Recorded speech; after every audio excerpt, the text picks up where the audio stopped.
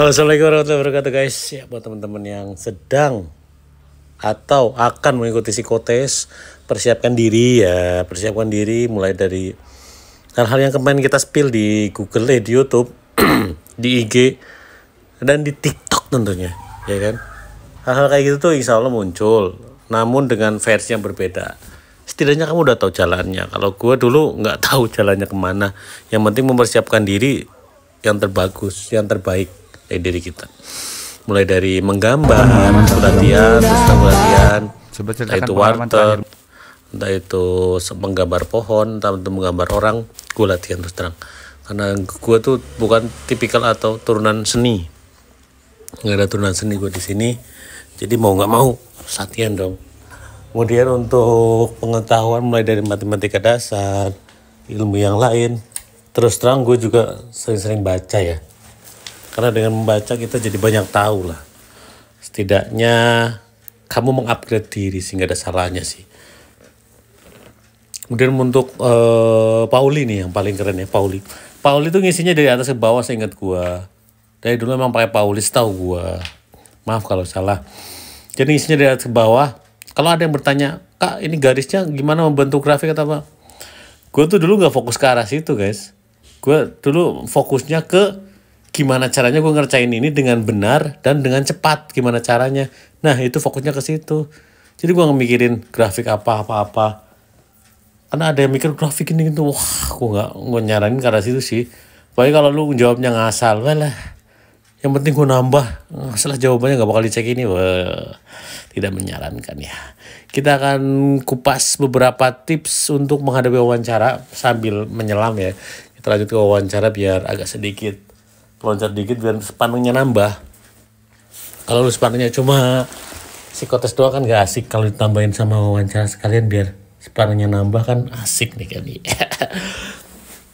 Dan gue akan memberikan beberapa tips penting nanti di pertengahan video lah. Yuk kita open dulu dari beberapa video dan gue nanti kasih info beberapa hal yang benar-benar kalian udah harus persiapkan. Di tengah video nanti kita umumkan. Ini saran konyol-konyol. Ini ceritakan pengalaman terakhirmu. Coba ceritakan pengalaman terakhirmu. Laki sejati tidak pernah bercerita, Pak.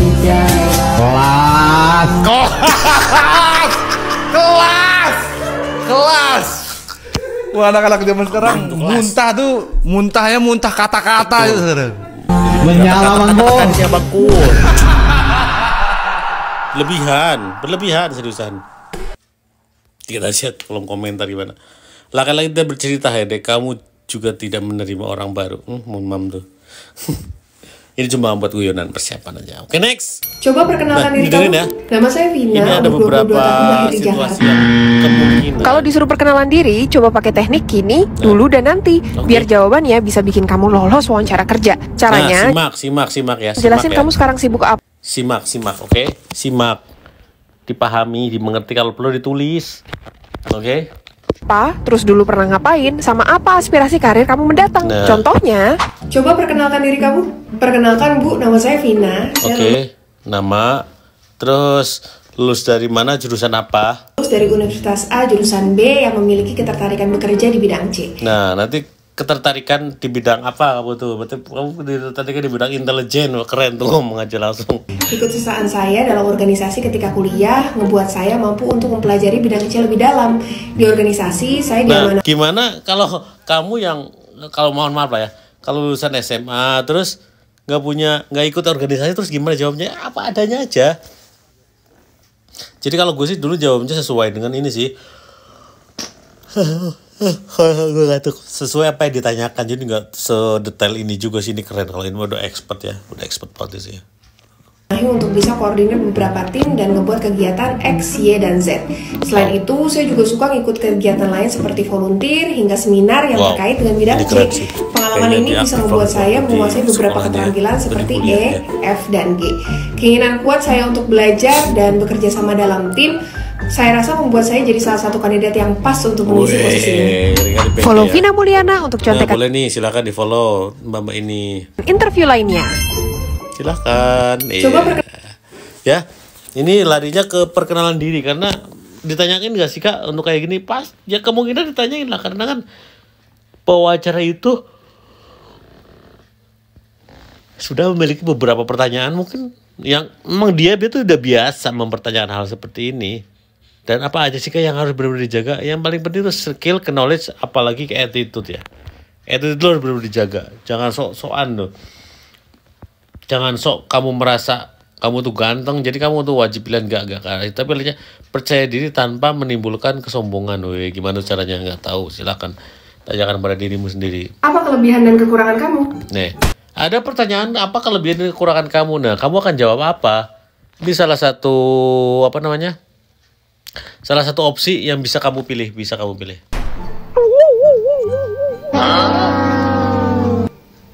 Jadi gimana? Tenang, maksud HRD ngasih pertanyaan ini sebenarnya pengen tahu seberapa jauh kamu kenal sama diri kamu sendiri. Oke, jadi pertanyaan kekurangan dan kelebihan itu larinya ke arah si HRD itu pengen tahu sebenarnya kamu tuh orangnya kayak gimana gitu kan. Ya, semoga apakah kamu tuh tipikal orang atau orang yang mempunyai sifat yang emang dibutuhkan oleh perusahaan gak sih gitu loh. Kamu tuh masuk gak sih kategorinya gitu loh. Masuk gak? Paham gak sampai sini gak? Coba dengerin. Jadi buat jawabnya, Saya memiliki rasa empati yang tinggi di mana mampu untuk memahami perasaan dan kebutuhan pelanggan dan ini jadi hal penting bagi mereka yang ingin bekerja di posisi ini.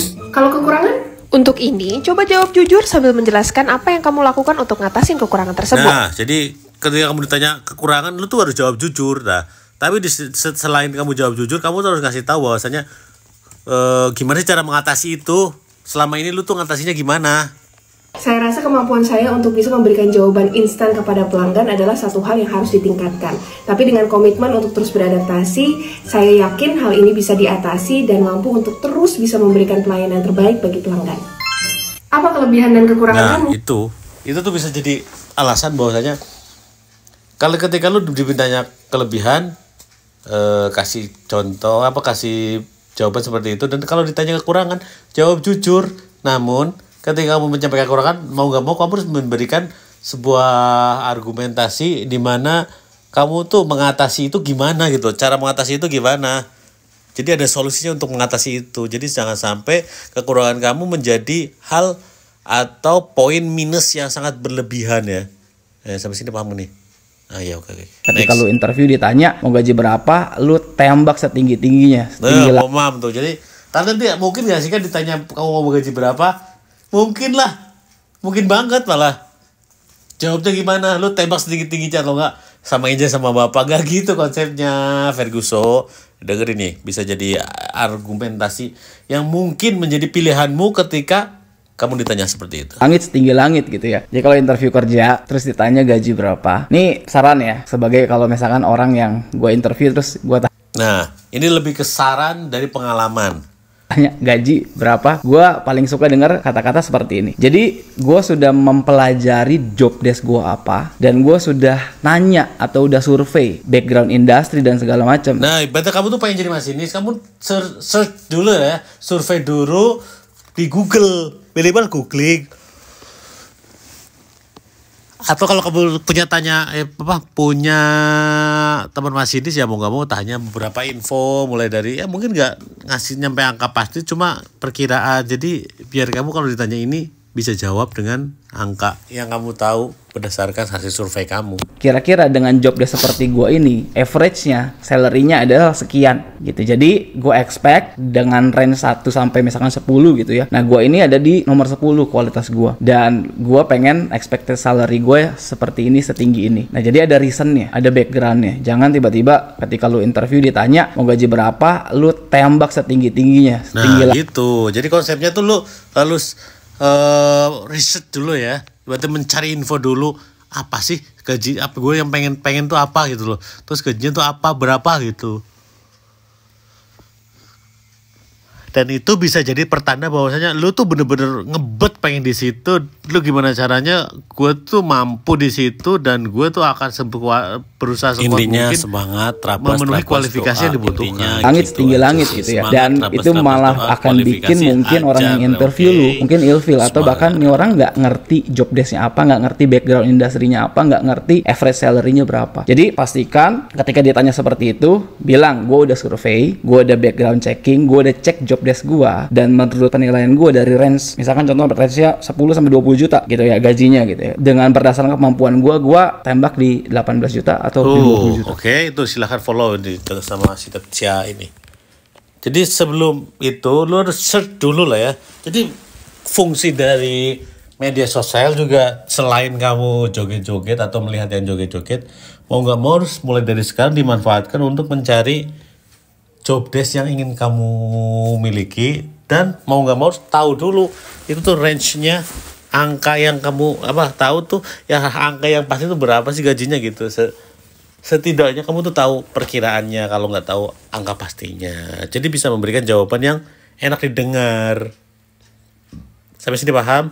Oke, next. Pak Erik, ada nggak satu tips ampuh kalau kita dari bos gue ya, Bapak Erik Thohir, dipanggil wawancara kerja di BUMN? Pas di akhir wawancara biasanya mereka akan bilang, apakah ada yang ingin kamu tanyakan? Coba kamu jawab begini, kalau saya dapat kesempatan untuk bergabung di sini, kira-kira apa saja yang perlu saya lakukan agar perusahaan merasa kalau mempekerjakan saya adalah sebuah keputusan yang baik. Oh, biar kita tahu apa aja skill yang penting untuk dikembangkan ya Pak? Betul, tapi sebetulnya ini lebih dari itu. Pertanyaan tadi sebetulnya bisa punya efek yang unik untuk kamu. Jadi saat kamu tanya pertanyaan itu, orang yang menginterview kamu akan memvisualisasikan kamu yang sedang bekerja dalam perusahaannya. Ini bisa memberikan kamu keuntungan lebih dibandingkan pelamar lainnya, karena kamu memposisikan diri kamu sebagai opsi yang terbaik. Wah, makasih ya Pak. Saya share tips ini ke sepupu saya yang mau daftar juga ya. Pak Erik, ada nggak satu tips ampuh? Dengerin. Jadi tetap ya, yang namanya jawaban mempengaruhi pertanyaan lain. Menurut kalau ibaratnya tanya, Kak, jawaban kita bakal berpengaruh nggak ke pertanyaan berikutnya? Berpengaruh menurut gua. Jadi sebisa mungkin lu memberi jawaban yang tidak menimbulkan pertanyaan gitu loh. Tapi boleh nggak kalau kita memberi jawaban yang menimbulkan pertanyaan? Boleh-boleh aja. Sejauh kamu masih bisa menjawab tanpa memberikan efek negatif, toh fine-fine aja. Karena gua aja dulu ditanya kayak pengalaman kerja di mana, sekolah di mana, kamu pernah kerja di mana? Udah ya tadi. Setelah ini kamu kesibukannya apa sebelumnya di sini? Ya gue kan harus jawab jujur aja. Tuh cita-cita lu dulu pengen jadi apa atau apa gitu. Kalau gue dulu nggak ditanya cita-cita sih, tapi lebih ke kayak kemampuan. Bukan kemampuan tapi pengalaman kerja ya. Sejak kemarin-kemarin kamu sibuk apa gitu. Jawab aja apa adanya tanpa memberikan kesan negatif. Larinya, Kak, gimana cara menjawabnya? Ya contoh ibaratnya ya, kalau gue itu berbanding lurus sama gue lah ya, ditanya, sebelum di sini kamu punya kegiatan apa? Kalau saya dulu sebelum di sini kemarin, ribet jadilah. Kemarin siap jawab, saya kemarin sebelum di sini mempunyai kegiatan yang menjaga toko sebagai ini itu, bagaimana mungkin jadi sebagai staff lah ya, sebagai staff menjaga toko, dan kerjaan saya itu melayani pengunjung mulai dari desain, karena dulu saya pernah sedang bekerja di toko A, berarti desain baju A, berarti melayani desain gini pengalaman saya. Kalau untuk pengalaman yang lain, saya mohon maaf belum punya gitu. Kalau gue sih dulu kayak gitu sih. Tapi lain terus nanya keluarga gitu-gitu kalau dulu. Alhamdulillah nggak, pertanyaannya nggak yang jauh-jauh.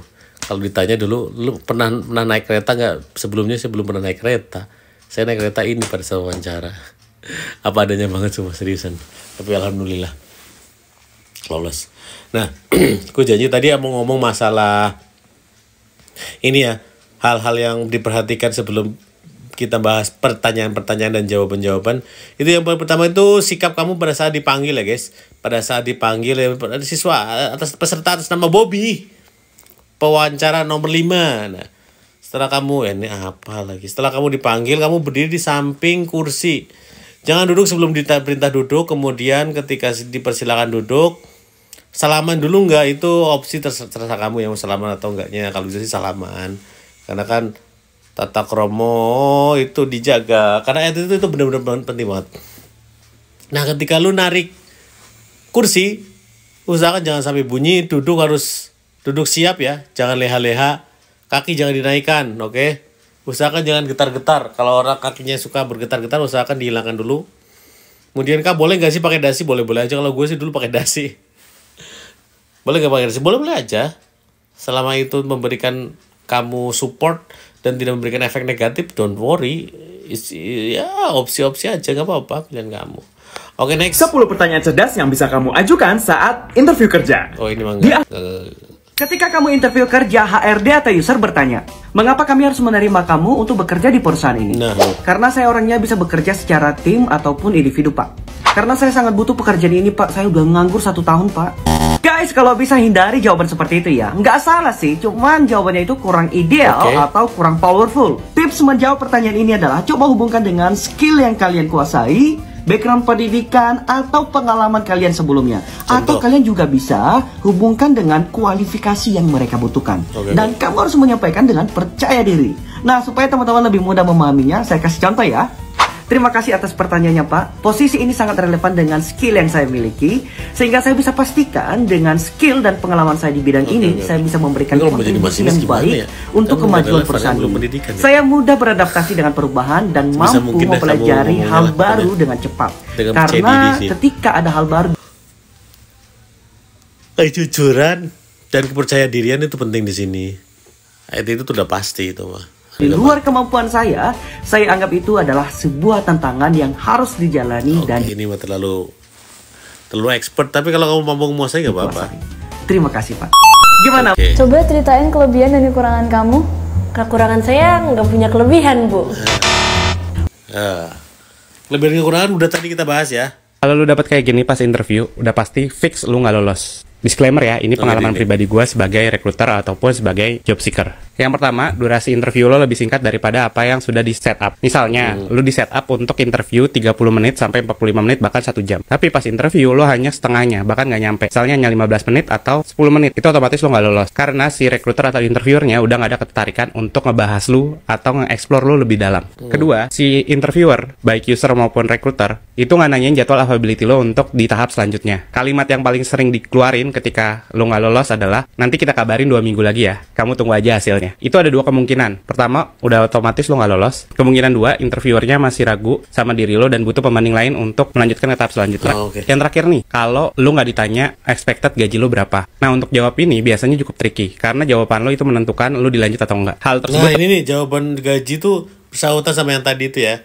Oke, bisa paham ya. Tergantung dari budget yang ada di perusahaan untuk ngerekrut lo. Apalagi kalau lo ditanya negotiable apa enggak. Kalau negotiable-nya ternyata nggak masuk juga sama range budgetnya, bisa jadi lo nggak akan dilanjut. Kata-kata yang sering muncul adalah, nanti ya kita diskusiin dulu nih untuk budgetnya. Oke atau enggak. Kalau oke, kita akan lanjut ke tahap selanjutnya. Kalau nggak ada kabar dari kita, berarti bisa jadi nggak oke secara budgetnya. Intinya, kalau recruiter dan interviewer sudah nanya expected salary lo, berarti dia udah tertarik nih untuk ngelanjutin lo ke tahap berikutnya. Tapi memang tadi yang seperti gue bilang, jawabannya cukup tricky. Dan jawaban lo itu penentu lo dilanjut atau enggak. Ketiga hal yang udah dibilang, jadi jawabannya itu menentukan ya. Pokoknya jawab dengan tegas, lugas. Kalau emang nggak tahu, gue sih nyaranin lebih ke tadi itu bisa menjadi petanda gitu. Kalau pengen tadi diulang, maaf Pak, diulang. Tapi ya masanya diulang sih, ya kan? Lalu pertanyaan dengerin bener-bener dengerin gitu sih. Lanjut interview atau enggak. Anyway, kalau lo nggak dilanjut ke tahap interview selanjutnya, bisa jadi bukan karena lo gagal, tapi karena ada yang lebih cocok secara gaji, kemampuan, maupun kecocokan dengan calon atasannya. Nah, kalau lo pribadi punya tanda-tanda nggak kalau misalnya ternyata lo nggak dilanjut di proses selanjutnya? Kalau ada, demikian ya. Jadi itu beberapa contoh ya pertanyaan yang mungkin muncul. Tapi dibalik semua itu, hal yang bener-bener paling menurut gue tuh lebih ke attitude ya. Sikap kamu pada saat berjalan dipanggil, sikap kamu pada saat di samping pada saat akan duduk, sikap kamu pada saat duduk, sikap kamu pada saat berduduk di depan asesor atau pewawancara, terus sikap kamu pada saat menjawab pertanyaan, terus berdiri, itu semuanya dinilai menurut gue ya. Jadi lo persiapkan diri dengan matang. Beberapa info yang perlu diketahui silahkan dicari, dan tentunya doa restu orang tua itu penting. Bila itu, wassalamualaikum warahmatullahi wabarakatuh.